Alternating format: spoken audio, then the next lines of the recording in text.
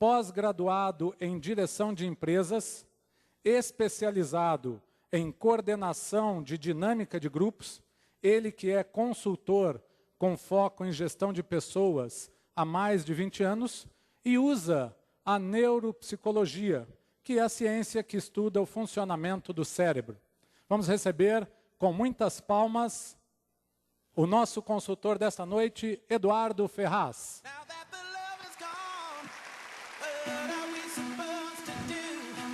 Boa noite, Eduardo. Só um minuto. Boa noite, gente. Hoje a gente vai falar de um assunto que, quase certamente, para a maioria de vocês, vocês já ouviram, vocês já leram, vocês provavelmente até já estudaram, só que a gente vai juntar um monte de informação no mesmo lugar que provavelmente vocês não viram. O assunto vai ser polêmico, não é porque eu gosto de polêmica, mas com certeza absoluta vai deixar uma pulguinha ou outra atrás da orelha de vocês. Então, eu já fui apresentado, meu nome é Eduardo Ferraz, por estranho que pareça, trabalhando com esse tema esquisito, né? Neurociência, neuropsicologia, gestão de pessoas. Eu só tive um emprego na vida, eu trabalhei 5 anos numa empresa chamada Ciba-Geigy, é uma multinacional suíça, já mudou de nome 2 vezes, se fundiu com outras empresas. Depois disso, eu comecei a trabalhar com 25 para 26 anos. Eu resolvi que eu queria trabalhar como consultor, eu queria dar treinamento. Comecei a achar que estava pouco, tinha que estudar mais. Eu fiz em 96 um MBA na época, se falava pouco disso no Brasil. Em 99, eu comecei a fazer uma especialização em dinâmica de grupos. E, a partir daí, eu me aprofundei, eu virei um autodidata, já gostava bastante de psicologia, comecei a estudar mais neurociência. E o que a gente vai fazer aqui é estudar um pouquinho, analisar um pouco dessa experiência.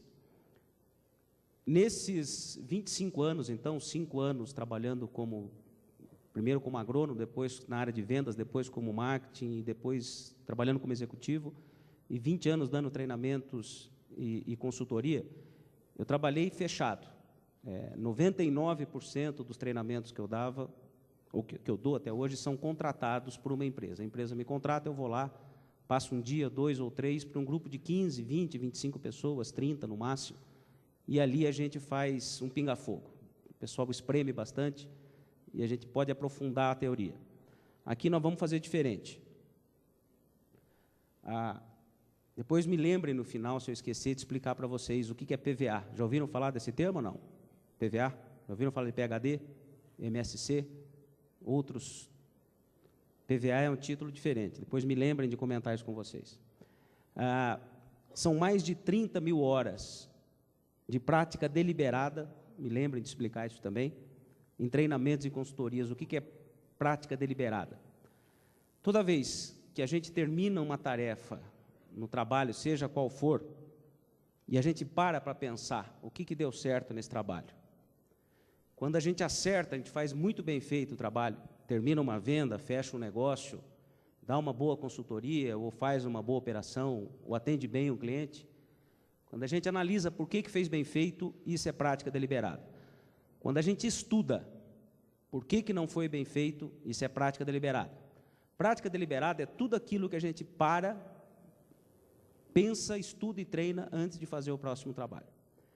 Como eu sempre fui obrigado, muitas empresas, dezenas, quase centenas, e a gente tem que ficar 3 dias aprofundando o assunto, se a gente não parar a cada 2 ou 3 horas analisar o que está acontecendo, a gente não consegue chegar até o fim. Vamos ver se a gente aproveita isso hoje.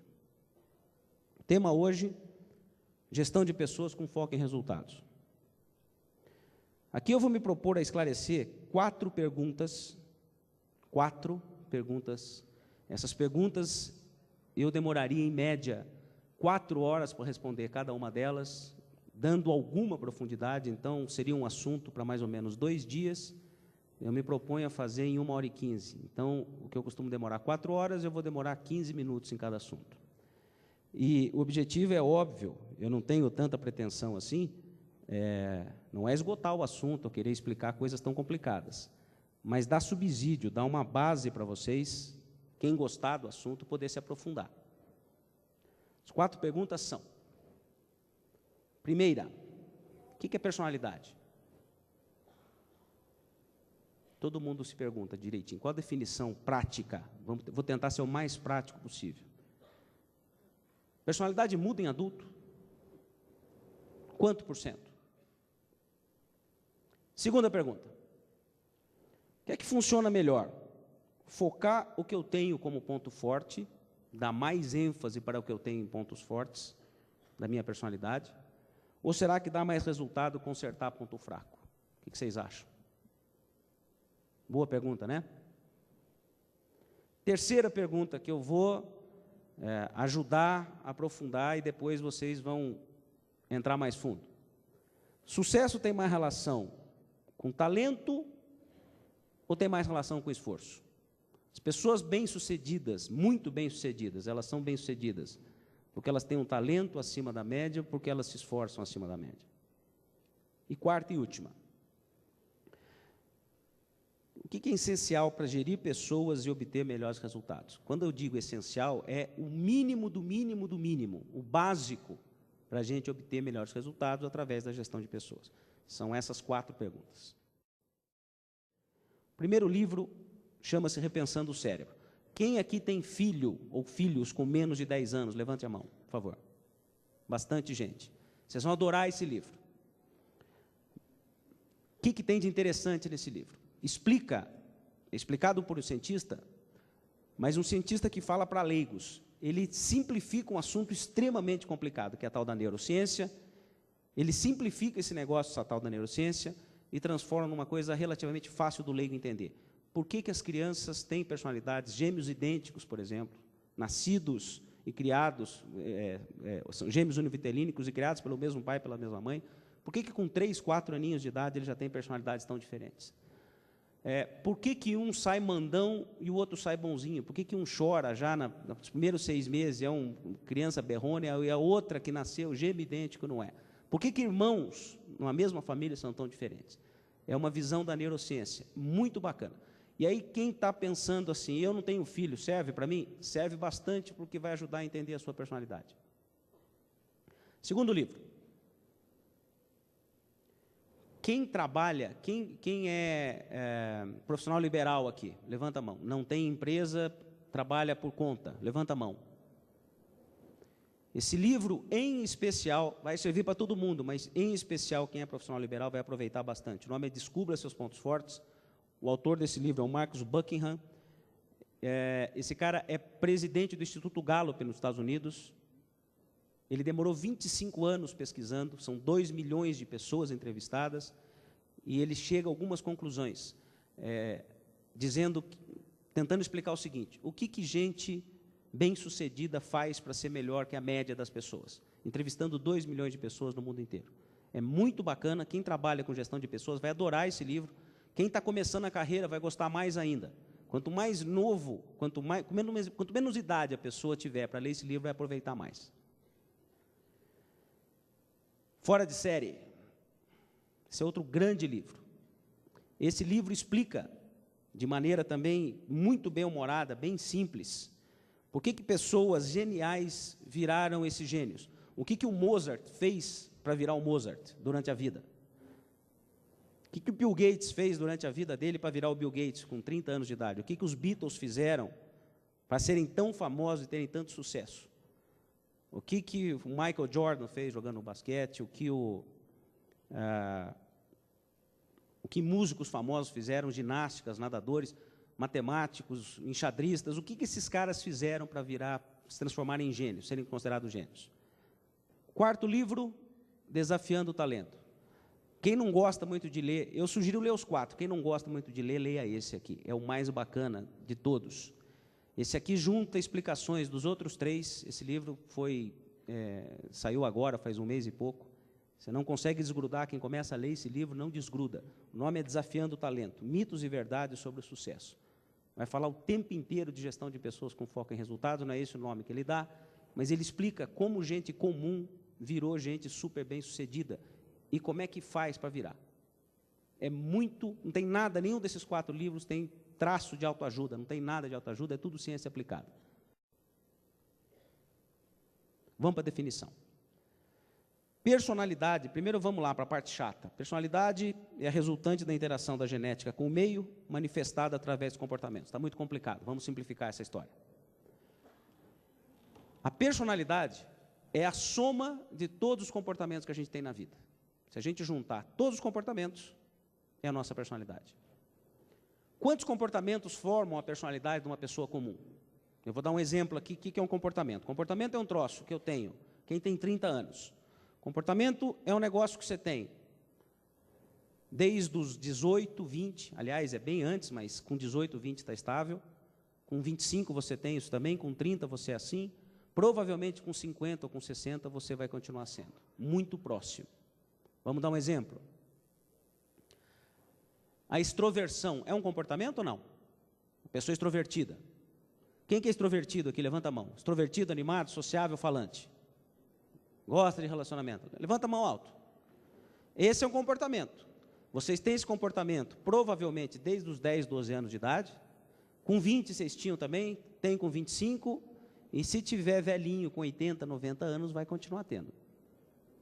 A gente amadurece com a idade. Quem é extrovertido vai continuar sendo extrovertido.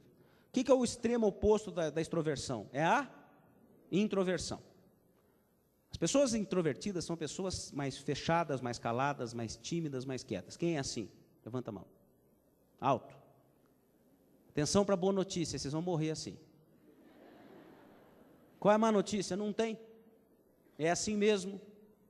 Só que não dá para mudar de lado. Ninguém muda de lado. E tem gente aqui também que está no meio termo, não tem? Não é nem extrovertido, nem introvertido. Quem está no meio? Levanta a mão. Aí, ó. Então, 1/3 mais ou menos tímido, 1/3 mais ou menos no meio, e 1/3 mais para um terço introvertido, 1/3 mais ou menos, 1/3 extrovertido. Isso vale para dominância ou não? O que é dominância alta? Mandão. Quem que é mandão aqui? Levanta a mão, mandona. Tem mais, hein? Se apertar, sai. Quem aqui odeia mandar? Prefere 10 vezes fazer do que mandar alguém fazer? Levanta a mão. Quem é que está no meio termo? Ah lá, deu 1/3, 1/3, 1/3 de novo. É mais ou menos isso. E deve ter uns mineiros aqui que não levantaram a mão. Estão pensando ainda se vão responder. Tem ou não tem? E assim vai.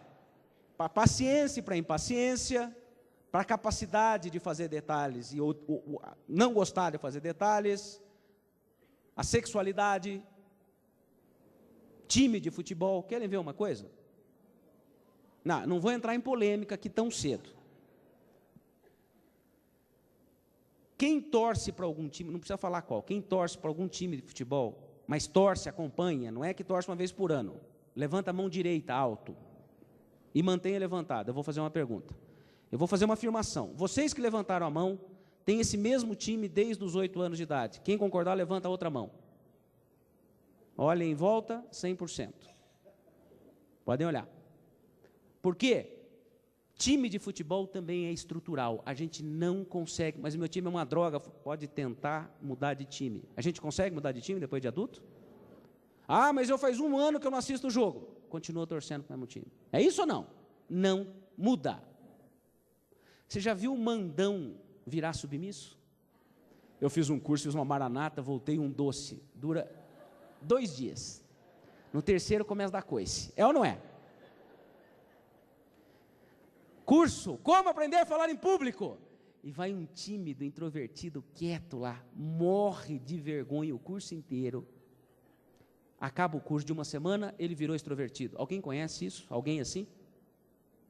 Tímido, fechado, introvertido, vira extrovertido, depois de adulto.